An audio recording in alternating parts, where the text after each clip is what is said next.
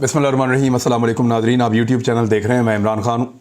आज पाकिस्तान की तारीख़ का एक अहम तरीन दिन है, क्योंकि आज इमरान ख़ान साहब ने अपनी 22 साल तो नहीं, अब तो 26 साल हो गई। 22 साल तो तब थे जब वो इक़्तिदार में आए थे। तो अपनी 26 साल सियासी ज़िंदगी का सबसे बड़ा जलसा करना है, सबसे बड़ा पॉलिटिकल इवेंट उन्होंने करना है। ये उनका दावा है, उनकी पार्टी का दावा है। देखते हैं क्या होता है। लेकिन थोड़ी देर पहले मैंने एक वीडियो देखी, जब मैं ये वीडियो रिकॉर्ड कर रहा हूँ। अरशद भाई के यूट्यूब चैनल के ऊपर वो वीडियो अपलोड हुई। उनकी बेटी की आवाज़ में एक बेटी अपने बाप से बात कर रही है। मैंने उसको अपने यूट्यूब चैनल की कम्युनिटी में डाला।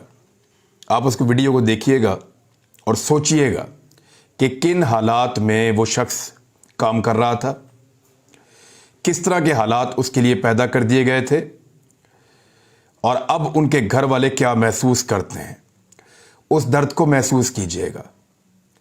जिन्होंने अरशद भाई को इस हालत को पहुंचाया है ना, टके की इज्जत नहीं है उनकी दुनिया में।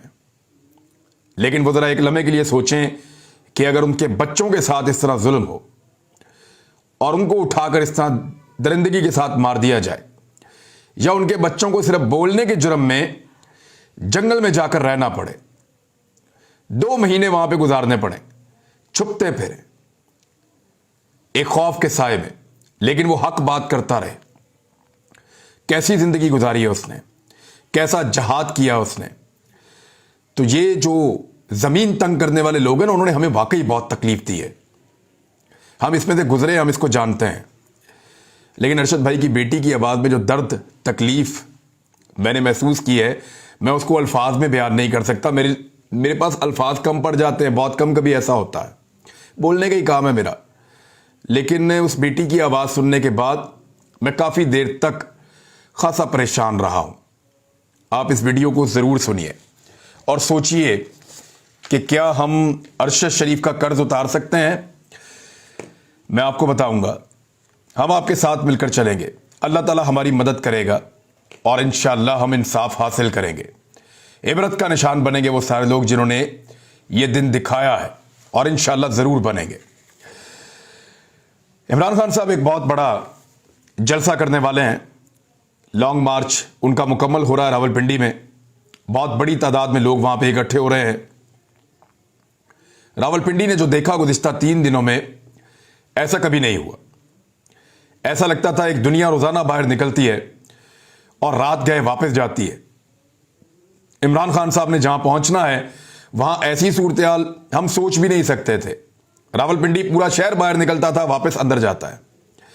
वो इस बात की खुशी मना रहे हैं कि उनका लीडर उनके शहर में आ रहा है, और उनका लीडर अपने मार्च का इख्तिताम इसी शहर में कर रहा है।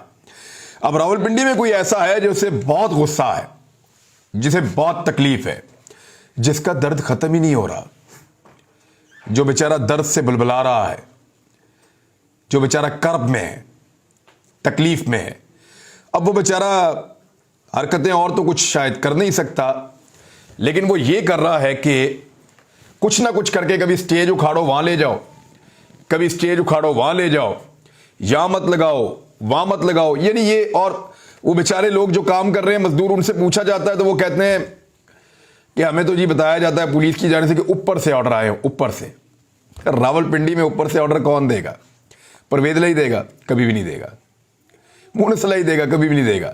राणा सनाउल्लाह के ऑर्डर पंजाब पुलिस क्यों मानेगी, जब उनके बाद अपना वजीर आला और आईजी भी मौजूद है? तो ये जो ऊपर से ऑर्डर आए हैं ना, वो बहुत गुस्से में है। अल्लाह ताला उसको सब्र अता फरमाए, हिम्मत अता फरमाए। आगे एक बड़ी लंबी जिंदगी है, बड़ी मुश्किलात होंगी, बहुत ज़्यादा तकालीफ होंगी, लेकिन ये ज़िंदगी है, ये बड़ी सख्त है, इसको गुजारना पड़ेगा। अरशद भाई ने भी बड़ी सख्त ज़िंदगी गुजारी है। इतनी मुश्किलात के बारे में तो शायद कोई सोच भी नहीं सकता, लेकिन जिनकी वजह से अरशद शरीफ भाई को छुपना पड़ा है ना, वो ज़िंदगी भर अब छुपते रहेंगे। याद रखना, हमारा शहीद आपका पीछा करेगा, आपका पीछा करेगा। आप हमेशा छुपते रहेंगे, डरते रहेंगे, और हम आपके लिए अरशद शरीफ को एक डरावना ख्वाब बना देंगे। देखते जाएं इंशाल्लाह हम करते क्या है। नए आर्मी चीफ के बारे में अमेरिका की कुछ असेसमेंट्स हैं, वो मैं आपके सामने रख देता हूं।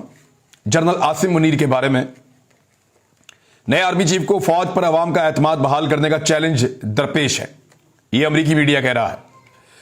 बरतानवी अखबार न्यूयॉर्क टाइम्स में कहा गया है कि पाकिस्तान के नए आर्मी चीफ को 2 फौरी अहम चैलेंजेस का सामना होगा। पहला, मुल्क की गैर मुस्तहकम माशी हालत, यानी मईशत बहुत बुरी है पाकिस्तान की, इसको कैसे ठीक किया जाए। और दूसरा, फौज पर अवाम का एतमाद बहाल करना। अब ये जो 2 गैर मुल्की अखबारात हैं, द टाइम्स और वाशिंगटन पोस्ट, एक बरतानिया से एक अमेरिका से है, उन्होंने कहा पाकिस्तान पर 2 मुख्तलिफ खबरें इन्होंने शाया की हैं।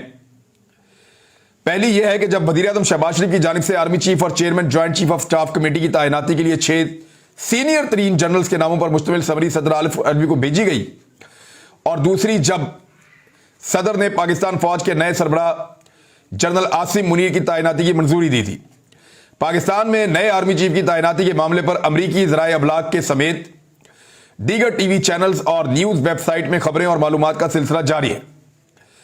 और मामला यह है, द टाइम्स के मुताबिक, कि कई लोग आर्मी चीफ की तैनाती पाकिस्तान में सिविलियन और सियासी मंजरनामे के हवाले से इंतहाई अहम समझते हैं। 75 साल पाकिस्तान की तारीख में आधे से ज्यादा अरसे तक फौज हुक्मरानी करती रही है, बल्कि सिविलियन हुक्मरान के तहत भी फौजी क़यादत ने ही पाकिस्तान की सियासत में अपना किरदार अदा किया है। अमरीकी अखबार भी कह रहे हैं, गैर मुल्की अखबार भी कह रहे हैं। और जिस तरह से इमरान खान साहब को इक़्तिदार से हटाया गया, जिसके बाद उन्होंने इल्ज़ाम लगाया कि इस इक़दाम के पीछे पाकिस्तानी फौज, अमरीका और उनके सियासी हरीफों की साजिश का नतीजा है, जिसके बाद रवां साल पाकिस्तान की सियासत में फौज की मुदाखलत अहम मौजू बना रहा। फौज पर तनकीद की वजह से फौज पर अवामी अदम एतमाद बहुत बढ़ गया है और मुल्क के अंदर ही इदारे की साख को शदीद नुकसान पहुंचा है, ये द टाइम्स ने दावा किया है। अमरीकी अखबार ने दावा किया कि सियासी इंतशार फौज के अंदर इख्तलाफात की वजह बने। कई निचले दर्जे के अफसरान खामोशी से पीटीआई चेयरमैन की हमायत कर रहे हैं, यह अमरीकी अखबार कह रहा है। और हमायत कर रहे थे, जबकि आला अफसरान इमरान खान के फौज पर इल्जामात को बर्दाश्त नहीं कर पाए। इस तरह की बहुत सारी और चीज़ें हैं, मेरे ख्याल में खुराफात भी हैं बीच में। सारी चीज़ों तो मैं इत्तफाक नहीं करता, लेकिन यह बात है कि आर्मी चीफ को बड़ा काम करना पड़ेगा इन 2 चीज़ों में। एक तो उनको इकोनॉमी को संभाला देना पड़ेगा, ये इनका काम ही नहीं है, ये तो इकोनॉमिस्ट का काम है। आर्मी चीफ इकोनॉमिस्ट तो नहीं होता, और ये हुकूमत का काम है, आर्मी चीफ हुकूमत भी नहीं होता, तो कैसे करेगा। दूसरा, आर्मी चीफ का जरूरी काम यह है कि वो अवाम का एतमाद फौज के ऊपर बहाल करे और अवाम और फौज के दरमियान दूरियां खत्म करके ताल्लुकात को बहुत बेहतर करे। ये फौज के मोराल के लिए भी बहुत अच्छा है। हाँ, ये काम आर्मी चीफ के करने का है, वो ये कर सकते हैं। ये दोनों काम करने का आसान तरीका क्या है, मैं आसान फार्मूला आपको बताता हूं। मैं नहीं कह रहा कि आर्मी चीफ ये इलेक्शन करवा सकते हैं या उन्हें करवाने चाहिए, उनको इसके अंदर हिस्सा भी नहीं लेना चाहिए। इलेक्शन कब होगा, कैसे होगा, कौन करवाएगा, आर्मी चीफ का इससे कुछ लेना देना नहीं है और ना होना चाहिए। बाहर रहे, अपना काम करें, आपका काम सरहदों की हिफाजत है, आप वो करें। इमरजेंसी में जब आपको कॉल किया जाए तो आप आएँ और आके जो हुकूमत वक्त है उसके हुक्म के मुताबिक आप काम करें, बस ठीक है, यही काम है। हाँ, लेकिन एक काम वो कर सकते हैं जिससे सब कुछ ठीक हो जाएगा, कि वो जो एल्फी लगाई गई थी ना, जिससे जोड़ा गया है पीडीएम की तमाम जमातों को, जिनकी ना शक्लें एक जैसी, ना करतूतें एक जैसी, ना उनकी सोच और नजरिया एक जैसा, ना उनके मफादात एक जैसे, अभी उन्होंने आपस में लड़ना भी है थोड़े अरसे के बाद। तो वो जो एल्फी लगाई गई थी ना एस्टेब्लिशमेंट की जानिब से इन सारों को जोड़ने की, वो सिर्फ अपनी एल्फी वहां से निकाल लें। ये हुकूमत ताश के पत्तों की तरह खुद ही बिखर जाएगी। पाकिस्तान में इलेक्शन आ जाएगा, पाकिस्तान में इलेक्शन आएगा तो पाकिस्तान के लोग इलेक्शन में वोट डालेंगे, उनका जो गिला और शिकवा है वो दूर होना शुरू हो जाएगा। उन्हें लगेगा कि वो जो एक दस्ते शफकत रखा हुआ था पीडीएम की 13, 14, 16 जमातों के ऊपर, वो दस्ते शफकत उठा लिया गया है।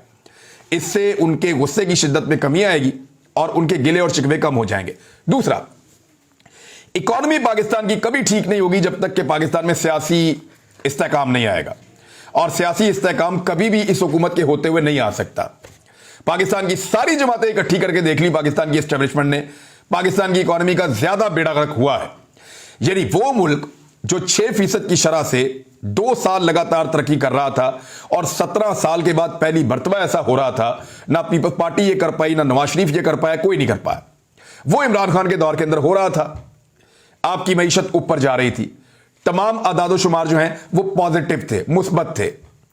दुनिया भर की जो कंपनीज हैं जो इस पे काम करती हैं या आलमी इदारे हैं, वो रेटिंग मुस्बत बता रहे थे, चाहे वो मूडीज को हो, चाहे वो दीगर इदारों की हो, सब कह रहे थे पाकिस्तान ऊपर की जानिब टेक ऑफ कर रहा है। पाकिस्तान की एक्सपोर्ट्स बढ़ रही थी, रेमिटेंसेस बढ़ रहे थे, टैक्स कलेक्शन ज्यादा हो रही थी, बंपर क्रॉप्स पाकिस्तान के अंदर हो रही थी, पॉलिसीज बहुत शानदार तरीके से आगे जा रही थी। अब ऐसे में पहली मर्तबा पाकिस्तान ने रिकॉर्ड कर्जे भी वापस किए। अब ऐसे में रजीम चेंज ऑपरेशन करने के बाद हालत यह कर दी है इकोनॉमी की कि पाकिस्तान किसी भी वक्त खुदा ना खास्ता डिफॉल्ट कर सकता है, कोलैप्स करने पे पहुंचा दिया पाकिस्तान को। आज आप एलसीज खोल दें, इजाजत दे दें, लोग इंपोर्ट कर दें जो चीजें लाकर रखी हुई है पोर्ट के ऊपर, तो आपका डॉलर कहां पहुंचेगा आपको अंदाजा भी नहीं है। बेड़ा गर्क किया इस इकोनॉमी का। स्टेट बैंक ने एक दिन पहले, अभी एक दिन पहले की बात है कि स्टेट बैंक ने 1% मजीद शरह सूद में इजाफा कर दिया है, यानी कारोबार और डाउन जाएगा पाकिस्तान में। महंगाई काबू ही नहीं हो रही, 3 गुना महंगाई कर दी है, बिजली 3 गुना महंगी, खाने पीने की चीजें 3 गुना महंगी, आटा, चीनी, दाल, घी, सब चीजें महंगी कर दी और कई कई गुना महंगी कर दी हैं। उसके बावजूद इकोनॉमी को संभाल नहीं पाए। यह सारा कुछ मौजूदा इंपोर्टेड हुकूमत ने किया है। अब इससे अगर निकलना है तो इलेक्शन करवाने पड़ेंगे, इलेक्शन होंगे तो मामला ठीक होगा। अब इमरान खान साहब को भी इलेक्शन की जल्दी कोई नहीं है। यानी इमरान खान साहब का जो सबसे बड़ा मसला यह था कि पाकिस्तान की एस्टेब्लिशमेंट के अंदर बैठे हुए लोग उनसे बहुत ज्यादा नफरत कर रहे थे। 2 लोगों की नफरत तो आपको मीडिया पे नजर भी आ गई, एक प्रेस कॉन्फ्रेंस के अंदर और एक उसके बाद एक खिताब के अंदर। आपको नजर आ गया कि लोग गुस्से में बात करते हैं उनके बारे में, और बहुत ज्यादा जब उनके बारे में बात करते हैं तो उनके चेहरे पे नजर आता है कि वो इमरान खान को पसंद नहीं कर रहे। तो इमरान खान साहब का मसला यह था कि एस्टेब्लिशमेंट उनको इतना नापसंद करती है, कोई ना कोई ज्यादती जरूर करेगी। उनको नायल करवाया जा सकता था, उनकी पार्टी को तोड़ने की कोशिश की जा सकती थी, उनको जान से मारने की कोशिश की, बहुत सारी चीजें हैं ना जो की जा सकती थी। तो उन सबसे अवॉइड करने के लिए इमरान खान साहब को एक बड़ा अहम काम करना था, वो काम उन्होंने कर दिया है। जो इमरान खान साहब ने सबसे अहम काम करना था वो काम उन्होंने कर दिया है। एक टेंशन क्रिएट करने की कोशिश हो रही थी पाकिस्तान में। साबिर भाई तो बहुत ओपनली कह रहे हैं कि जनरल बाजवा की एक्सटेंशन हो सकती थी, लेकिन वो टेंशन क्रिएट पाकिस्तान के अंदर नहीं हुई अल्हम्दुलिल्लाह, और पाकिस्तान आगे बढ़ गया है। अब इमरान खान साहब ये कहते हैं कि अगर ज्यादा से ज्यादा भी खींच लेंगे तो इलेक्शन कब करवाएंगे? अक्टूबर में करवाएंगे। जिस हुकूमत ने ये जून का बजट दिया ना, किसी को बाहर निकालने की जरूरत नहीं पड़ेगी, लोग डंडे और जूते लेकर निकलेंगे और निकल के मारेंगे। यह हालत हो गई है पाकिस्तान की इकोनॉमी की। अभी यह सूरत हाल है कि जो पैसा देना है वो नहीं दे पा रहे, और डेली बेसिस के ऊपर पाकिस्तान चल रहा है। जो पाकिस्तान के जखायर हैं वो इस खित्ते के अंदर सबसे कम होते चले जा रहे हैं। अफगानिस्तान से भी गई गुजरी सूरत हाल पाकिस्तान की बन गई है, और यह किया इस इंपोर्टेड सरकार ने। आधे से भी कम कर दिए वो जखायर जो इमरान खान साहब छोड़कर गए थे। थोड़े दिन पहले मैंने आपको बताया ना, 8.2 अरब डॉलर अब है 7.8 अरब डॉलर, यहां लेकर आ गए पाकिस्तान को। तो इमरान खान साहब को अब जल्दी भी कोई नहीं है। वो कहते हैं ज्यादा से ज्यादा कब कर लेंगे? अक्टूबर में करवा लेंगे, वहां तक खींच लेंगे, ले जाएं, वहां तक ले जाएं। क्योंकि इमरान खान साहब को यह पता है कि अब जब भी इलेक्शन होंगे वो 2/3 अक्सरियत के साथ जीतेंगे। जितना टाइम और गुजरेगा इस इंपोर्टेड हुकूमत को लोग उतनी गालियां देंगे। अब वो हुकूमत को गिराएंगे नहीं, अब वो हुकूमत के गिरने का इंतजार करेंगे, मुझे ऐसा लगता है। यानी अगर मैं इसके बारे में सोचूं तो बेहतरीन स्ट्रेटेजी ये हो सकती है कि आप इलेक्शन की डिमांड करें और आप कहें कि अर्ली इलेक्शन करवाओ पाकिस्तान में, ताकि पाकिस्तान का मसला हल हो। लेकिन अगर कोई नहीं करवाना चाहता और वो जमकर बैठना चाहता है तो बैठा रहे, भुगतेगा खुद। मुल्क को जहां पहुंचाना था वहां तो पहुंचा दिया है, और यहां से उठाने की इन लोगों की कैपेसिटी नहीं है। अभी पैसा बांटा है, 50-50 करोड़ रुपया दे रहे हैं उन लोटों को जो इमरान खान को छोड़कर आए थे वादा पूरा करते हुए, ताकि वो पैसा जाकर अपने हलकों में खर्चे भी, कमीशन भी खाएं, इलेक्शन के लिए भी बचाएं, और बाद में इलेक्शन के अंदर इमरान खान को हराने की पोजीशन में आए। ये चीजें की जा रही हैं तो करके देख लें, ये भी करके देख लें, और कुछ रह गया तो वो भी करके देख लें। अब ख्वाजा आसिफ साहब ने ख्वाहिश का इजहार किया कि कुछ ना कुछ करके जो लाहौर का तख्त है उसको हासिल किया जाए, पंजाब में हुकूमत हासिल की जाए। उन्होंने क्लेम किया कि चौधरी परवेज अली का क्या है, जिस तरफ बहाव होगा उधर को चले जाएंगे। तो अवामी बहाव तो इस वक्त इमरान खान के साथ है। तो चौधरी परवेज अली को मैक्सिमम आप क्या दे सकते हैं? पीएमएलएन अगर मैक्सिमम दे सकती है तो पंजाब की वजारत आला दे सकती है, वही उनको इमरान खान ने दी हुई है। चौधरी परवेज इलाही को अगर इमरान खान को छोड़ने का जो सबसे मुश्किल उनके पास वक्त था ना, वो जनरल कमर जावेद बाजवा के दौर में था। यानी उस दौर के अंदर एस्टेब्लिशमेंट बहुत नाराज थी इमरान खान से। अगर छोड़ना था चौधरी परवेज इलाही ने इमरान खान को, तो वो उस दौर में उनको छोड़ना पड़ जाना था। और मैं इस बात के ऊपर आज भी खड़ा हूं अपनी बात के ऊपर कि चौधरी परवेज इलाही पाकिस्तान तहरीक इंसाफ नहीं है। चौधरी परवेज इलाही इमरान खान से उस तरह से जुड़े हुए नहीं हैं जिस तरह पाकिस्तान तहरीक इंसाफ के लोग जुड़े हुए हैं। यानी आप उस्मान बुज़दार का और चौधरी परवेज इलाही का मुवाज़ना इसलिए नहीं कर सकते कि आज चौधरी परवेज इलाही को यह पता चले कि इमरान खान साहब की मकबूलियत खत्म हो गई है और वो नून लीग के साथ मिलकर भी अगला इलेक्शन जीत सकते हैं और उनको ऊपर कहीं से इशारा आ जाए तो वो जा भी सकते हैं। लेकिन मोनस इलाही ने एक स्टेटमेंट दिया, पढ़ के सुनाना मेरी जिम्मेदारी, मैं आपको पढ़ के सुना देता हूं। परवेज इलाही डट के इमरान खान के साथ खड़े हैं। इनका नाम परवेज इलाही है, ख्वाजा आसिफ नहीं है। अपनी फिक्र करें, यह ना हो कि आप सियालकोट से भी जाओ। तो वैसे सियालकोट में हालात तो बहुत पतले हैं, डार बरादरान बड़े तगड़े हुए हैं वहां पे, कोई पता नहीं वो इलेक्शन ही जीत जाए। लेकिन इमरान खान साहब कह रहे हैं कि परवेज इलाही मेरे साथ खड़े, कहीं नहीं जा रहे। तो पंजाब के अंदर जो एक गेम बनाई जा रही थी ना, एक्चुअली माहौल को तब्दील किया जाता है, एक नई गेम पब्लिक के सामने रखी जाती है ताकि लोगों की तवज्जो बटी रहे। कभी हार रख देते हैं ताकि लोग महंगाई में, गुर्बत में, बेरोजगारी में, मईशत के अंदर जो पिस रहे हैं उसके ऊपर बात ना हो। कभी उठा के परवेज इलाही को चौक में रख देंगे कि पंजाब हुकूमत जाने वाली है। भाई परवेज इलाही क्यों पंजाब हुकूमत को गिराएंगे? उनको पता है कि अगला इलेक्शन उन्होंने पीटीआई के साथ मिलकर लड़ना है।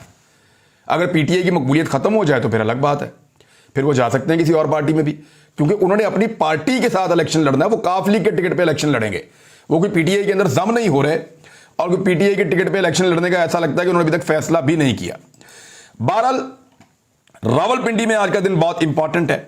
देखते हैं कि कितनी बड़ी तादाद में लोग निकलते हैं, किस अंदाज में लोग निकलते हैं, कितने ज्यादा लोग निकलते हैं।